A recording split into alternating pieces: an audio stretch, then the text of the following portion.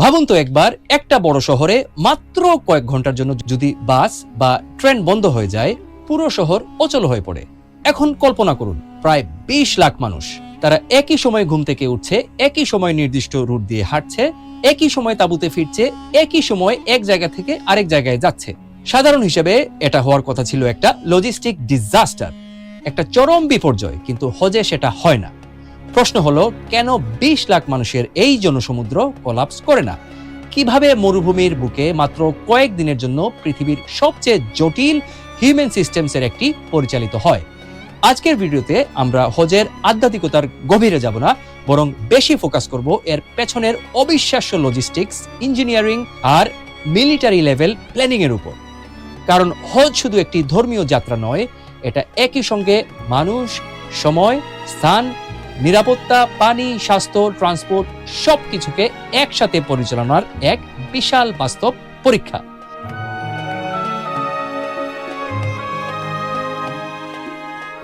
সালাম আর আদাব, আমি আদিল, আপনি দেখছেন আদিলস ইনসাইট। আপনি যদি জটিল বিষয় সহজ ভাষায় কিন্তু গুরুত্বপূর্ণ কিছু বাদ না দিয়ে বুঝতে চান, তাহলে সাবস্ক্রাইব করে সাথে থাকুন।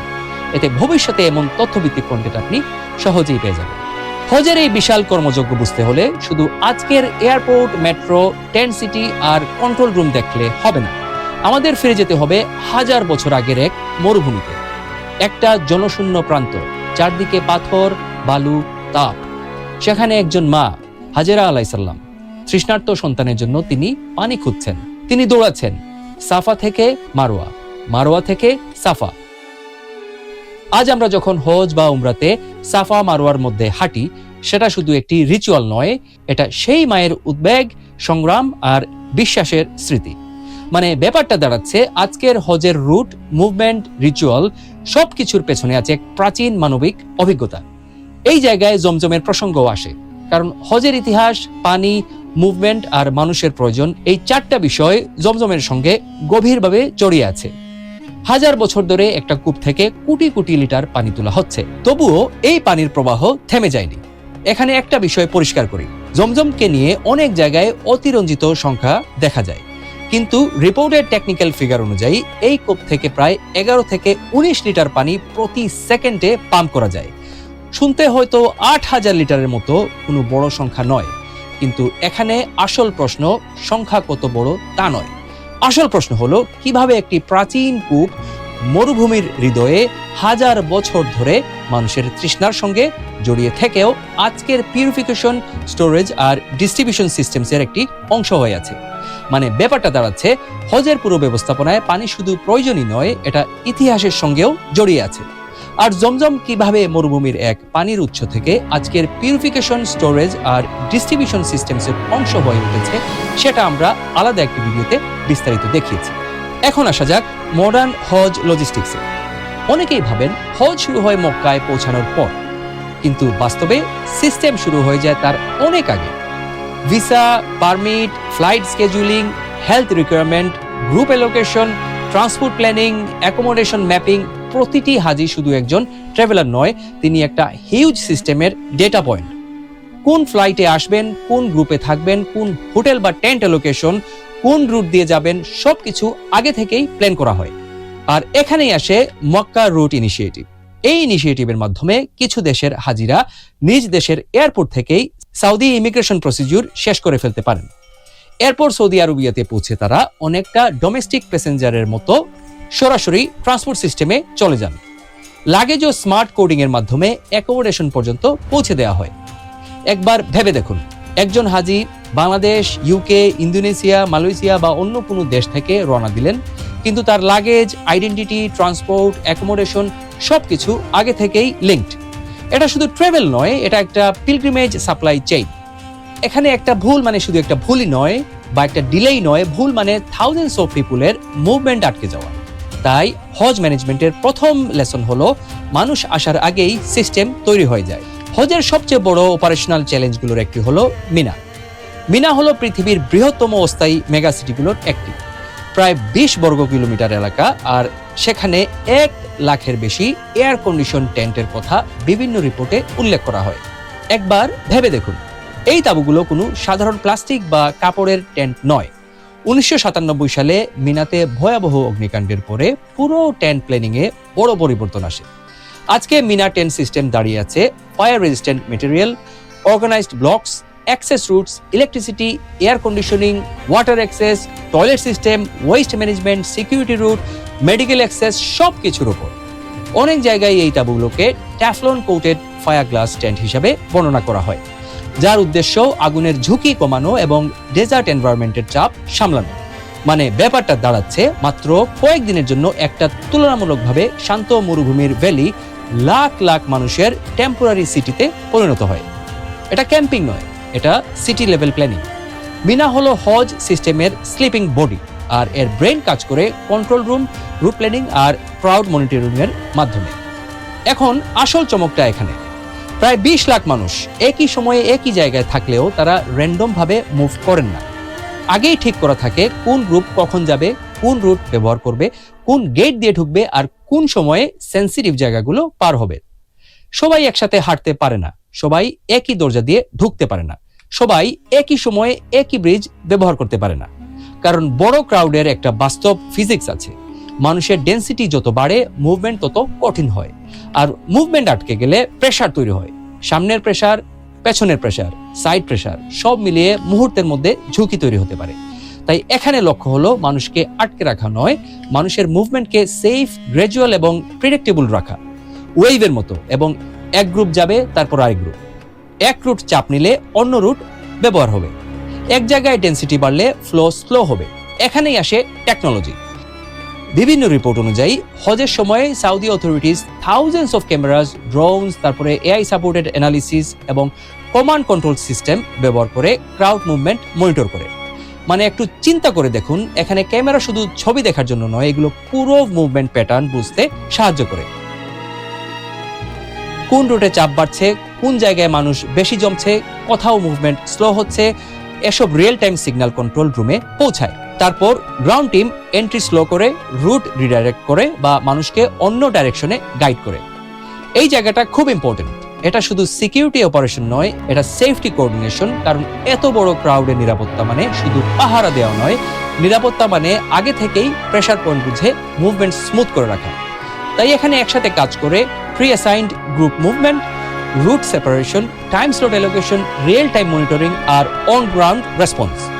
সহজভাবে বললে হজের ক্রাউড সেফটি সিস্টেমের কাজ হলো মানুষের মুভমেন্টকে এমনভাবে গাইড করা যাতে সবাই রিচুয়াল পালন করতে পারেন, কিন্তু কোনো জায়গায় যাতে বিপজ্জনক চাপ তৈরি না হয়। আর এর সবচেয়ে ড্রামাটিক এক্সাম্পল হলো জামারা ব্রিজ, শয়তানকে পাথর নিক্ষেপের রিচুয়াল। হজের সবচেয়ে সেন্সিটিভ ক্রাউড পয়েন্টস গুলোর একটি। আগে ক্রাউড প্রেসার এবং স্ট্যাম্পিডের ঝুঁকি ছিল বেশি। পরে জামারাত স্ট্রাকচার রিডিজাইন করা হয়, যেখানে আসে multi level bridge, access wide করা হয়, এন্ট্রি এবং এক্সিট গুলো সেপারেট করা হয়, ফ্লো কন্ট্রোল করা হয়। একই রিচুয়াল, কিন্তু মানুষের নিরাপত্তার জন্য স্ট্রাকচার বদলেছে। এটাই মডার্ন হজ ম্যানেজমেন্টের শক্তি। রিচুয়ালগুলো একই থাকে, কিন্তু সিস্টেম সময়ের সাথে ইভলভ করে। আরেকটা বিষয়ে অনেকের চোখ এড়িয়ে যায়, আল মাশাহির মেট্রো। এটা সাধারণ মেট্রো নয়, এটা মূলত হজের দিনগুলোর জন্য রিচুয়াল বেসড ট্রান্সপোর্ট সিস্টেম হিসেবে ব্যবহার করা হয়। মিনা, আরাফাত, মুজদালিফা এই হোলি সাইটসগুলোর মধ্যে হাজিদের মুভমেন্ট ম্যানেজ করতে এই মেট্রো ব্যবহার করা হয়। এর ক্যাপাসিটি নিয়ে সবচেয়ে ইমপ্রেসিভ তথ্য হলো প্রতি ঘন্টায় প্রায় ৭২,০০০ যাত্রী প্রতি ডাইরেকশনে ট্রান্সপোর্ট করতে পারে। একবার ভেবে দেখুন, এটা শুধু মানুষ বহন করছে না, এটা বাস কনজেশন কমাচ্ছে, রোড প্রেসার কমাচ্ছে এবং মানুষের ফ্লো ধাপে ধাপে কন্ট্রোল করছে। মানে ব্যাপারটা দাঁড়াচ্ছে, হজ মেট্রোর কাজ শুধু এক জায়গা থেকে আরেক জায়গায় নেওয়া নয়, এর কাজ হলো মাস মুভমেন্টকে রিদম দেওয়া। কিন্তু রুট আর মুভমেন্ট ম্যানেজ করলেই সব শেষ হয়ে যায় না। আরেকটা বড় রিস্ক আছে, হিট। হজ অনেক সময় এমন সিজনগুলোতে পড়ে যখন টেম্পারেচার 40 ডিগ্রির কাছাকাছি বা তার বেশি চলে যেতে পারে। এখন একবার ভেবে দেখুন, লাখ লাখ মানুষ হাঁটছেন, অনেকের বয়স বেশি, কেউ অসুস্থ, কেউ ক্লান্ত, কারো শরীরে পানির ঘাটতি তৈরি হচ্ছে। এখানে হিট শুধু অস্বস্তি নয়, এটা রিয়েল হেলথ রিস্ক। তাই হজ মুভমেন্টের আরেকটা বড় অংশ হলো মানুষকে শুধু এক জায়গা থেকে আরেক জায়গায় নেওয়া নয়, তাদের ফিজিক্যালি সেফ রাখাও।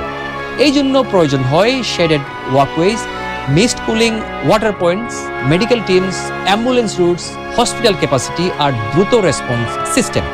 কারণ এখানে প্রশ্ন শুধু মানুষ কোন রুট দিয়ে যাবে সেটা নয়, প্রশ্ন হলো কোথায় পানি লাগবে, কোথায় শেড লাগবে, কোথায় মেডিকেল সাপোর্ট লাগবে, কোন গ্রুপে বয়স্ক হজ যাত্রী বেশি, কোন রুটে হিট এক্সপোজার বেশি।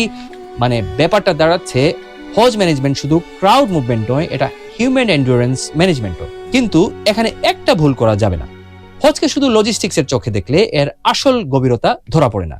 কারণ এই মুভমেন্ট শুধু মুভমেন্ট নয়, প্রতিটি ধাপের ভেতরে আছে ইতিহাস, প্রতীক আর বিশ্বাসের স্মৃতি। আরাফাতে দাঁড়ানো শুধু গ্যাদারিং নয়, এটা শেষ বিচার দিনের প্রতীক, যেখানে সবাই একই অবস্থায় দাঁড়ায়, ধনী গরিব ক্ষমতাবান সাধারণ মানুষ সবাই একই পোশাকে একই জায়গায় একই উদ্দেশ্যে। মুজদালিফাতে রাত কাটানো শুধু ট্রানজিট স্টপ নয়, এটা সিম্পলিসিটিতে ফিরে যাওয়া। খোলা আকাশের নিচে সবাই প্রায় একই অভিজ্ঞতার মধ্যে দিয়ে যায়। মাগরিব আর ঈশা একসাথে পড়া, এটাও একটা লেসন। ডিসিপ্লিন আছে, কিন্তু বাস্তব জার্নির ফ্লো এর সঙ্গে অ্যাডাপ্টেশনও আছে। কাবাকে ঘিরে তাওয়াফ শুধু সার্কুলার মুভমেন্টই নয়, সবাই এক কেন্দ্রকে ঘিরে ঘুরছে, একই ডাইরেকশন, একই ফোকাস। পৃথিবীতে অনেক সিস্টেম আছে, কিন্তু খুব কম সিস্টেম আছে যেখানে মুভমেন্টের ভেতরেও মিনিং থাকে। শেষে ব্যাপারটা দাঁড়ায়, Hajj is not only religious gathering, এটা বিশ্বাস, ইতিহাস, লজিস্টিক্স, ইঞ্জিনিয়ারিং, টেকনোলজি আর হিউম্যান ডিসিপ্লিনের এক বিরল মেলবন্ধন। একদিকে আছে হাজার হাজার বছরের রিচুয়াল, আরাফাত, মুজদালিফা, তাওয়াফ, সাফা মারওয়া। অন্যদিকে আছে modern planning, aviation pipeline, Makkah route initiative, Mina tent city, Jamarat design, Al Mashaer metro, heat response, real time monitoring. একদিকে আছে জমজমের স্টোরি, একজন মায়ের সংগ্রাম, একটা পানির উৎস, একটা স্পিরিচুয়াল মেমোরি। অন্যদিকে আছে modern water distribution, purification, storage, supply chain. এই জায়গাতে হজ আলাদা, কারণ পৃথিবীতে অনেক বড় বড় সিস্টেম আছে, airport system, metro system, military logistics, disaster response system. কিন্তু হজের মতো সিস্টেম খুব কম, যেখানে মানুষের মুভমেন্ট শুধু প্র্যাকটিক্যাল নয়, ইমোশনাল এবং স্পিরিচুয়াল। এখানে মানুষ শুধু এক জায়গা থেকে আরেক জায়গায় যান না, প্রতিটি মুভমেন্টের সঙ্গে জড়িয়ে থাকে ইতিহাস, প্রতীক, বিশ্বাস আর শৃঙ্খলা। সহজভাবে বললে, হজ হলো সেই জায়গা যেখানে এনশিয়েন্ট স্পিরিচুয়ালিটি মডার্ন ম্যানেজমেন্টের সঙ্গে মুখোমুখি হয় না, বরং একসাথে কাজ করে। And that is what makes it one of the most extraordinary human gatherings on earth. এমন বিশ্লেষণের পেছনে থাকে গবেষণা আর যাচাই। ভিডিওটি শেয়ার করলে এবং এই ধরনের আলোচনায় পাশে থাকলে এমন কন্টেন্ট নিয়মিত সামনে আনা আরো সহজ হয়। আদিলস ইনসাইট সাবস্ক্রাইব করে সাথে থাকুন, কারণ গুরুত্বপূর্ণ বিষয়গুলোর পেছনে বড় গল্পগুলো আমরা এখানেই সহজ ভাষায় খুলে বলি। দেখা হচ্ছে পরের পর্বে। ধন্যবাদ।